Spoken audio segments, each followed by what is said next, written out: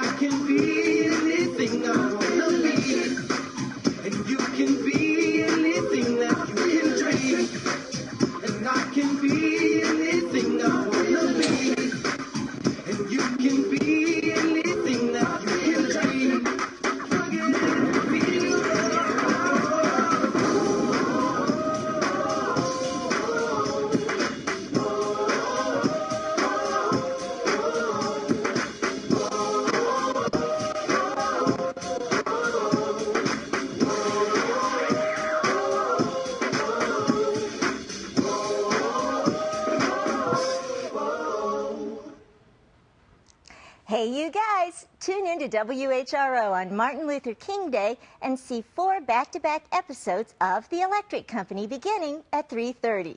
Then that Friday, January 23rd at 5 p.m., begin a weekly visit with Jessica, Hector, Lisa, and Keith. The website at pbskidsgo.org/electric company has lots of fun activities to explore right now.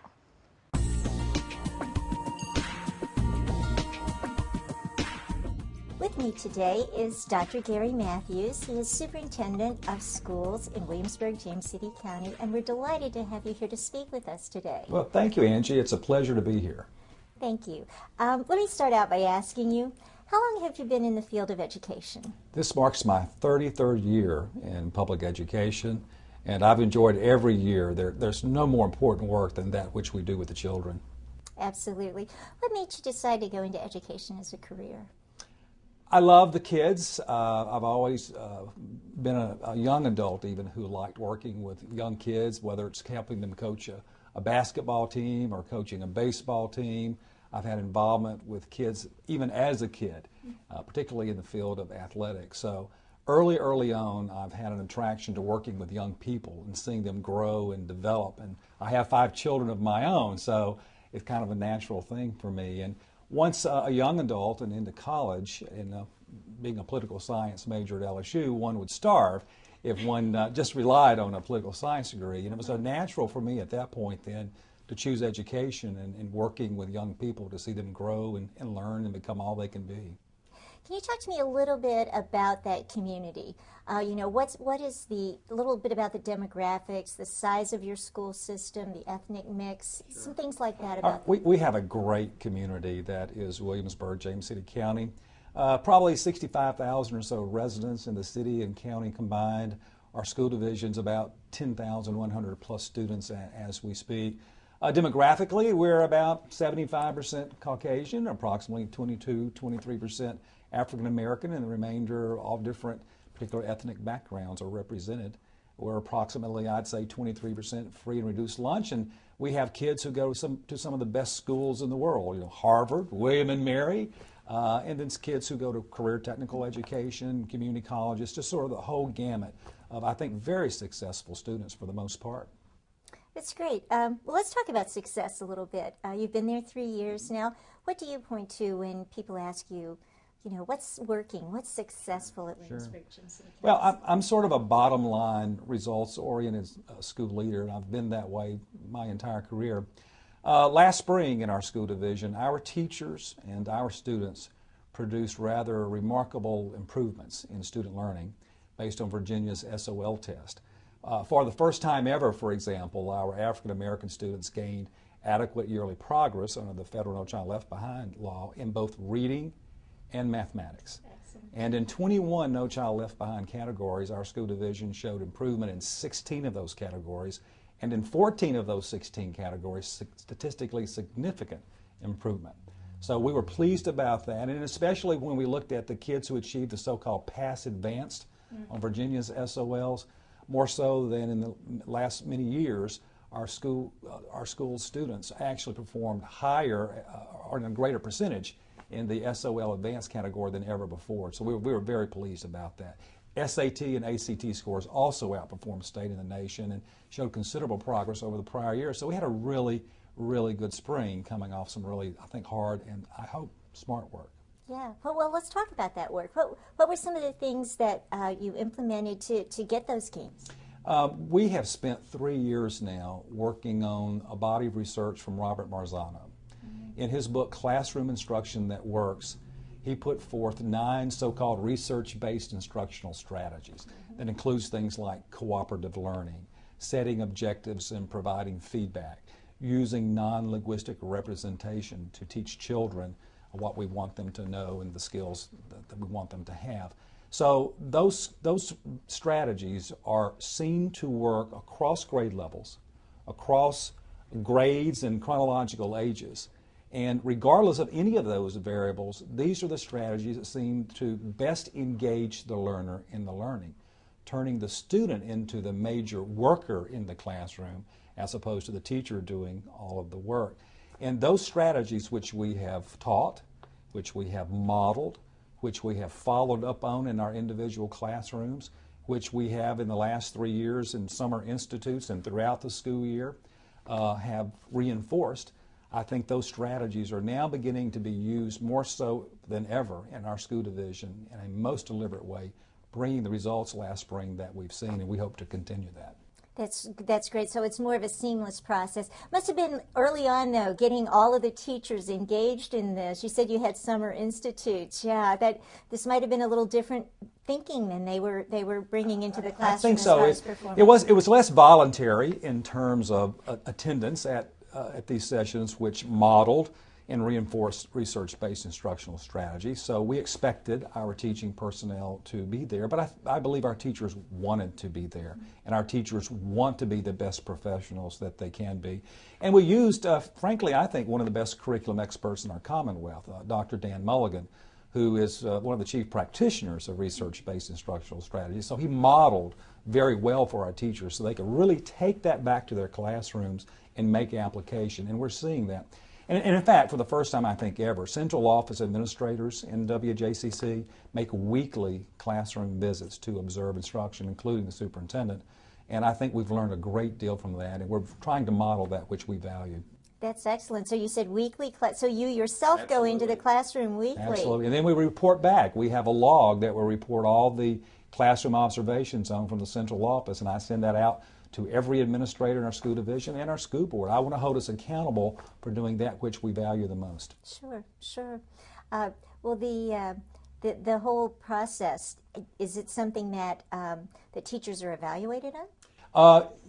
Yes, we have an instrument now that allows our school principals to evaluate our teachers on research-based practices. We're not content yet with that instrument, and we actually want to refine it in the next year or so to make sure that it's very closely aligned with Marzano's research, not just in research-based instructional strategies, but also in building background knowledge. Because one of the things we've learned, especially for our struggling readers or mathematicians, is they sometimes come to us lacking sufficient background knowledge or prior knowledge about a subject or a discipline. And so using Marzano's research, once again, we've been very deliberate in the last year or so in building that knowledge through direct vocabulary instruction. There are words represented on the SOL test that our kids, if they have not been exposed to them, they simply can't comprehend that which they're being asked to do. So we've worked on that, and we've worked on creating school-wide reading strategies that helps kids in gaining more background knowledge through the readings that they do and the ability to read. So direct vocabulary instruction and school-wide reading strategies are two of the things we've been doing to build background knowledge for our students. That's great. Well, let's talk some more about struggles, challenges that you face. Those are a couple there that you're highlighting, that if the children don't have the background knowledge, that's a problem. They don't have the vocabulary, that's a problem. What are some of the other challenges that you face there at Williamsburg, James City County? Well, certainly for our struggling learners, I think background knowledge is a huge issue. But then, too, we deal with a lot of students who have lots of needs coming from the home environment. I think increasingly we do see children from one-parent homes, children who come from environments that are very much under duress for a whole variety of reasons. And so counseling, social work, psychological evaluations even are increasingly things that in the past schools didn't have to deal with so much, that increasingly we do. And because we're committed to all of our students' success, we're increasingly providing those kinds of services for especially for our struggling learners. Yeah, school isn't just about coming and learning. No, it's not. You have so many social issues that you're actually dealing with all the time as well. And it's really very true that the kids really don't care too much how much you know. They really know that they really want to know how much you care. That's really a true axiom. Oh, that's nice. That's nice. What about any partnerships you have in your community, either with businesses and/or volunteers that come in and help? What kind of resources do you pull from your community? Well, in WJCC, we enjoy just a variety of business and other partners. We have a 3-year standing relationship now, formal agreement with Big Brothers and Big Sisters of Greater Williamsburg. And that entity provides our schools with mentors and tutors for our students. That's been a great success. We've almost doubled the number of at-risk students, if you will. I call them at-promise students who need a caring, competent adult in their life each week to help them as they navigate not only subject matter but personal issues perhaps at school. This is especially true for our struggling learners, that we need a competent, caring adult to meet with them each week. That's been a wonderful partnership. We have partnerships with our Chamber of Commerce, with just a whole variety of other service clubs from Rotary and Kiwanis in Williamsburg, James City County. They do wonderful, magnificent things for us. The Williamsburg, James City County Education Foundation is a strong supporter of our school system, a sounding board for the administration, the school board on important issues, and they provide the annual bash that we have for Teachers of the Year. So we have a multitude of partnerships. William & Mary, the College of William & Mary has been absolutely fabulous in providing their students who go into our schools as student teachers, as volunteers and mentors and tutors of our kids. There are hundreds and hundreds of William & Mary students in our school system, for which we are so grateful. You, of course, are one of the Williamsburg, James City County, are one of the member owners of WHRO. And I'd like for you to talk a little bit about what that owner membership means and how you see your school benefiting from services provided by WHRO. Sure. Well, WHRO is a great assistant to the teaching learning process in Williamsburg, James City County. United Streaming or video streaming with the new technology that we're now installing in our public schools has been fantastic, because it allows our teachers with this new technology at a flick of a switch to go to the 1940s where President Roosevelt is addressing Congress about the status of the Second World War, or jump to John Kennedy's inaugural address as he challenged the country in that address, or to Martin Luther King's I Have a Dream speech, or for any other multitude of topics in science and in math and the like, when you can, at a flick of the switch, transmit WHRO's video presentations of subject matter in classrooms in Williamsburg, James City County. That is a fabulous contribution to building the background knowledge, both for struggling learners and kids headed to Harvard or William and Mary, either one or both. So that is a tremendous asset that we call on in our system, given the new technology that we're beginning to install. That's great. Tell me a little bit about, I've heard you mention before some of your new schools and how you're equipping them. Give us a little insight into that. We're real excited about our new War Hill High School, Matoka Elementary, plus the new wings at Stonehouse Elementary. All have what we call our Instructional Technology Standard, or ITS.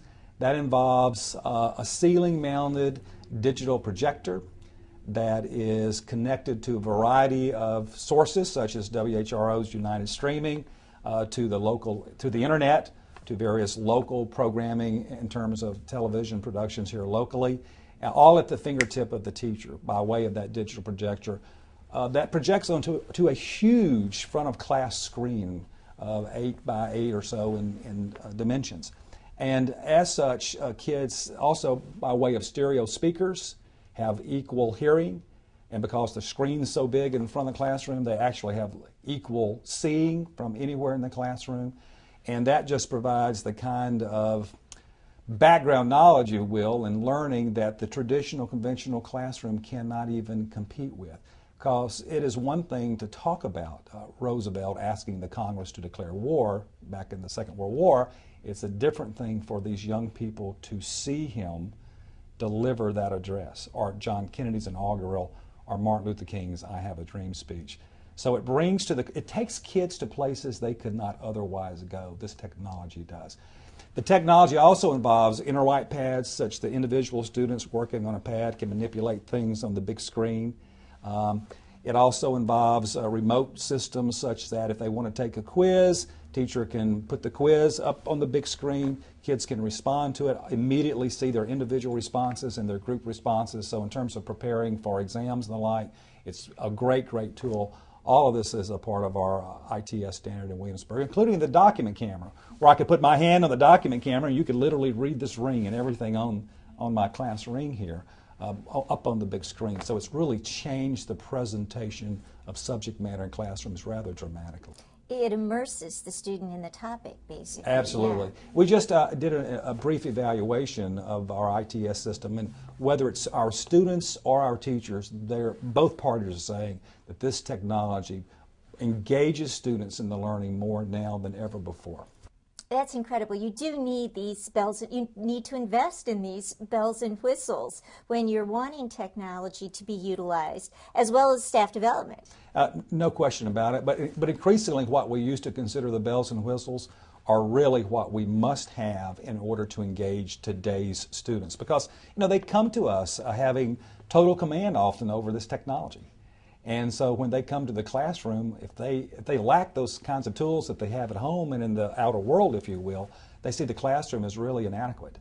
So even the very young kids, like at Matoka Elementary, have really taken to the technology just very, very quickly. So it's the classroom in some ways catching up with the learners. Absolutely. And then the teachers themselves, they really, in many cases, teachers weren't taught how to incorporate technology into their lesson plans when they were in college. Here's what we've done, in fact.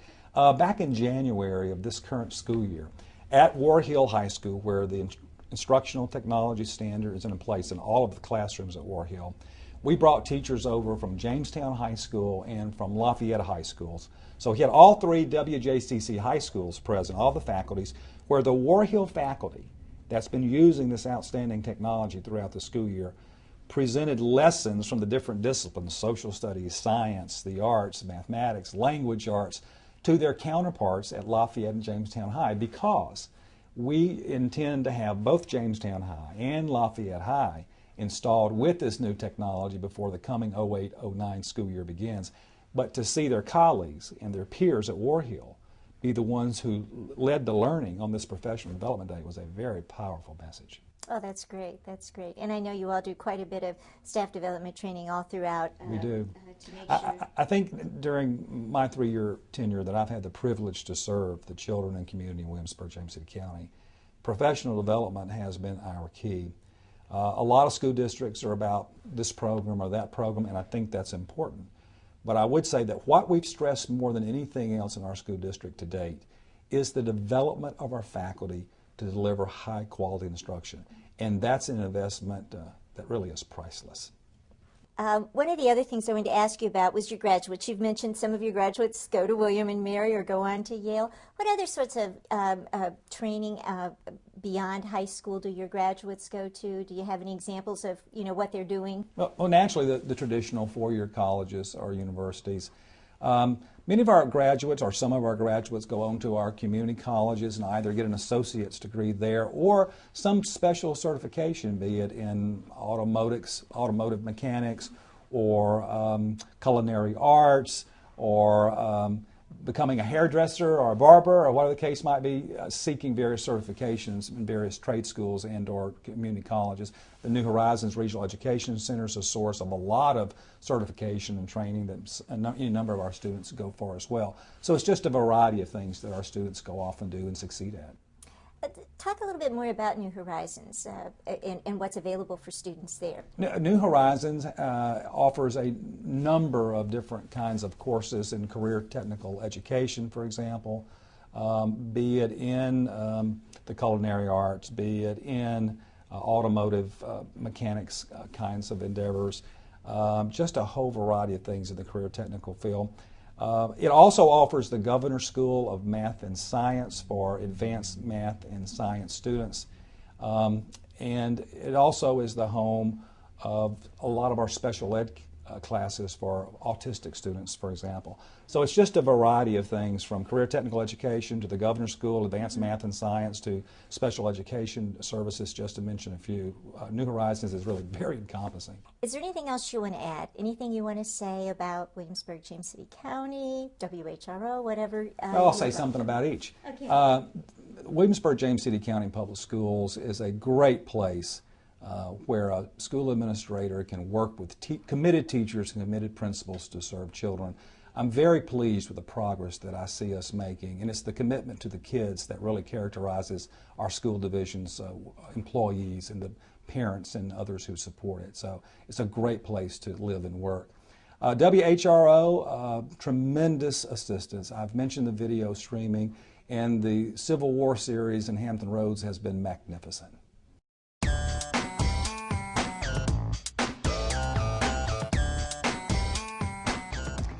It's time to recognize our schools of the month. Thurgood Marshall Elementary in Chesapeake was named after the first African-American Supreme Court Justice. This Title I school has much to celebrate given their most recent SOL scores, where they improved many of their pass rates by more than 10%. Congratulations to Thurgood Marshall, our elementary school of the month. Through hugs, heart, and dedication, Lindsay Middle School Principal Tamara Cooper has brought a new culture of success to this Hampton City school. They became fully accredited last year for the first time in 4 years. Their SOL math scores jumped 31 points. Ms. Cooper initiated professional learning communities, a concept where teachers and staff constantly collaborate as a way to improve instruction. She also spruced up the building and the grounds with volunteers and started a PTA. We tip our hat to Tamara Cooper and the great new culture she's created at Lindsay, our middle school of the month. Since its inception, Nandua High School has worked hard to achieve and maintain success in academics and athletics. The school enjoys community support and pride as they continue to make learning and academics their #1 priority. The school name refers to a 17th century Indian princess who lived near the Pungateek area on the Eastern Shore. Naming the school Nandua reflects the modern acknowledgement of a proud prior culture. In turn, the warriors of Nandua are proud and determined as they take their place in the 21st century. For their special pride, we salute Nandua, our high school of the month. In Norfolk Collegiate Lower School, their youngest students find a nurturing environment where learning is interactive and engaging. As students enter their middle school, they gain more independence, and the curriculum offerings expand to reflect this personal and emotional growth. At the upper school level, students have the opportunity to take over 20 advanced placement courses in preparation for the rigors of college.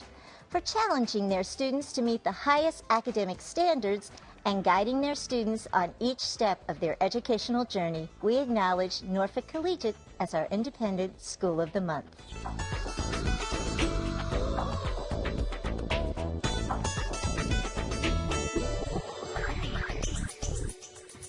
Now is a good time to think about having a Scrabble team from your school compete in the 3rd annual Scrabble for Literacy tournament.